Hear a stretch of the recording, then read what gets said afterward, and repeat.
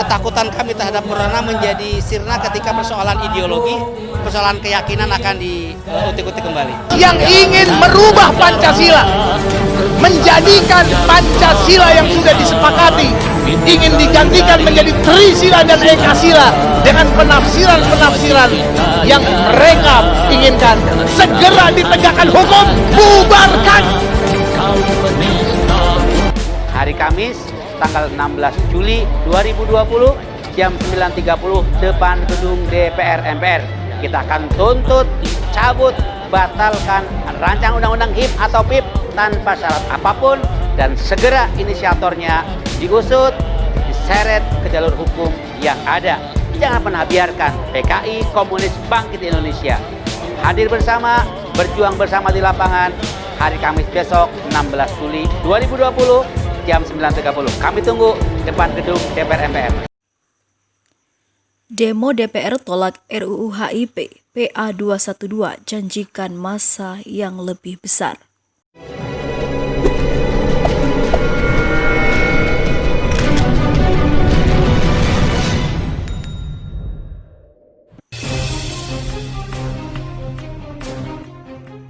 Aliansi Nasional Anti Komunis atau ANAK NKRI akan kembali menggelar demonstrasi di gedung MPR DPR Jakarta pada Kamis 16 Juli 2020. Mereka menuntut agar DPR bersikap dan mencabut rancangan Undang-Undang Haluan Ideologi Pancasila atau RUU HIP dari Prolegnas. Aliansi diklaim beranggotakan 174 organisasi masyarakat atau Ormas. 3 diantaranya adalah Persaudaraan Alumni 212, Front Pembela Islam, dan Gerakan Nasional Pengawal Fatwa Ulama atau GNPF. Ketua Umum PA 212 Slamet Ma'arif mengatakan aksi akan kembali digelar sejak pukul 9:30 waktu Indonesia Barat. Tanggal 16 nanti adalah sidang paripurna untuk penutupan masa sidang DPR MPR. Nah, kesempatan itu pasti akan dipergunakan oleh DPR untuk mengambil keputusan-keputusan, kata Slamet Ma'arif saat menggelar konferensi pers di gedung Dewan Dakwah Islamiyah Indonesia, Jakarta pada hari Selasa 14 Juli 2020 sore. Dia mengatakan masa aksi akan lebih besar dari sebelumnya. Slamet mengklaim akan ada puluhan ribu orang yang memadati lingkungan aksi. Pasalnya, dia mengklaim ada sekitar 174 ormas yang bergabung dengan ANAK NKRI. Meskipun dalam aksi nantinya, kata Slamet, tuntutannya masih sama seperti aksi sebelumnya pada 24 Juni 2020 kemarin. Tuntutan kami masih sama, bahwa maklumat MUI belum ditanggapi serius oleh DPR RI. Tuntutan umat dan ormas di berbagai kabupaten, kota, dan provinsi juga sampai saat ini belum ditanggapi, lanjut Ustadz tersebut. Kami akan terus berjuang sampai RUU ini betul-betul dicabut, dibatalkan tanpa syarat apapun, tambah dia lagi.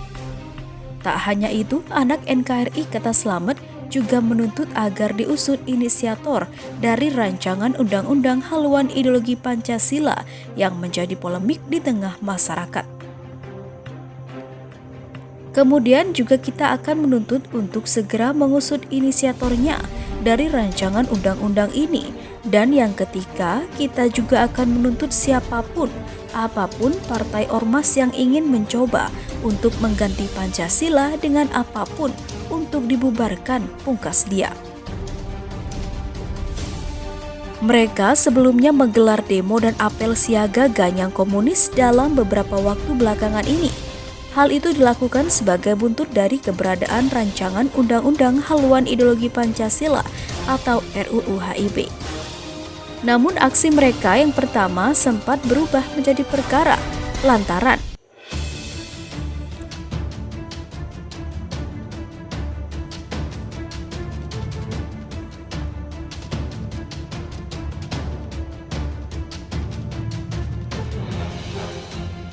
terhadap kegiatan pembakaran bendera PDI Perjuangan terjadi.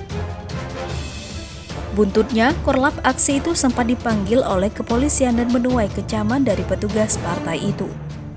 Meskipun di sisi lain, Anak NKRI mengklaim bahwa tidak pernah merencanakan aksi pembakaran bendera sehingga insiden tersebut merupakan perbuatan penyusup.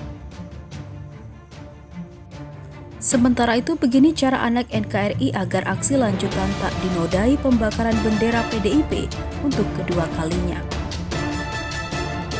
Aksi penyampaian pendapat di depan gedung DPR RI akan kembali digelar Aliansi Nasional Anti Komunis atau Anak NKRI Kamis mendatang. Namun dalam aksi kali ini panitia memastikan alat PAN lebih meningkatkan pengawasan melalui jaga jarak peserta aksi. Hal itu dilakukan untuk menghindari kejadian pada aksi sebelumnya yang diwarnai pembakaran bendera partai PDIP. Pengalaman kemarin, aksi sekarang akan diberi jarak, makanya akan berupa ada tanda-tanda supaya bisa jarak jika ada yang menyusup. Kita bisa deteksi sendiri mungkin, ucap Ketua Persaudaraan Alumni 212 Slamet Ma'arif di Gedung Dewan Dakwah Islamiyah Indonesia, Jakarta Pusat, pada hari Selasa 14 Juli 2020.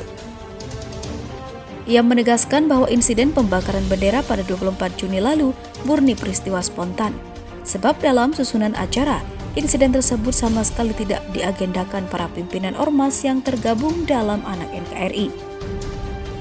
Aksi kemarin kan spontanitas ya, dari panitia kan tidak pernah dibahas di rapat dan tidak tahu sama sekali. Kami dari Korlap, pimpinan aksi tidak ada agenda itu semua, pungkas Slamet. Di sisi lain, belum habis manuver Rahmawati. Rahmawati Soekarno Putri kembali melakukan manuver di dunia politik. Kali ini Rahmawati memenangkan gugatan atas pihak KPU terkait pasal 3 ayat 7 PKPU nomor 5 tahun 2019 tentang penetapan pasangan calon terpilih, penetapan perolehan kursi, dan penetapan calon terpilih dalam pemilihan umum. Rahmawati pun mengaku bicara terkait kemenangannya atas KPU tersebut. Rahmawati mengaku menghormati putusan Mahkamah Agung dan Mahkamah Konstitusi, meski itu berbeda dengan tuntutan yang disampaikan dalam gugatannya. Perlu saya sampaikan bahwa kami menerima salinan putusan tersebut pada tanggal 3 Juli 2020. Dan perlu diketahui pula posisi saya adalah menghormati dua produk putusan, baik Mahkamah Konstitusi maupun Mahkamah Agung, kata Rahmawati dalam video yang diterima Senin 13 Juli 2020. Dalam konteks permohonan yang kami ajukan ke MA memiliki objektum litis yang berbeda dengan putusan MK dan tentu saja tidak bersifat mutatis mutandis. Saya pribadi ucapkan terima kasih kepada ahli tata hukum tata negara yang telah ikut memberikan pandangan atau pendapat perihal putusan ini. Objektum litis yang kami ajukan perihal produk hukum yang dikeluarkan KPU yaitu norma pasal 3 ayat 7 PKPU nomor 5 tahun 2019, sambungnya. Dia berharap putusan MA ini menjadi perbaikan demokrasi Indonesia agar lebih baik, sebab Rahmawati menilai demokrasi Indonesia saat ini ada di demokrasi liberal. Tentu saja harapan terhadap putusan MA adalah perbaikan demokrasi Indonesia ke depan yang lebih baik dan lebih sehat. Sebagaimana kita ketahui bersama, demokrasi yang kita alami sekarang adalah produk daripada amandemen konstitusi kita dengan amandemennya 4 kali. Sehingga demokrasi yang terjadi sekarang adalah demokrasi liberal, tutur Rahmawati. Kemudian Rahmawati pun sempat menyayangkan sikap KPU yang tidak menunda proses tahapan Pilpres ketika gugatannya terkait pasal tersebut terdaftar di MA. Dia pun mempertanyakan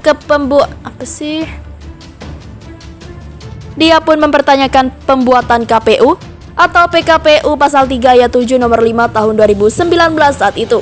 Saya menyoroti institusi KPU terkait permohonan kami ke MA.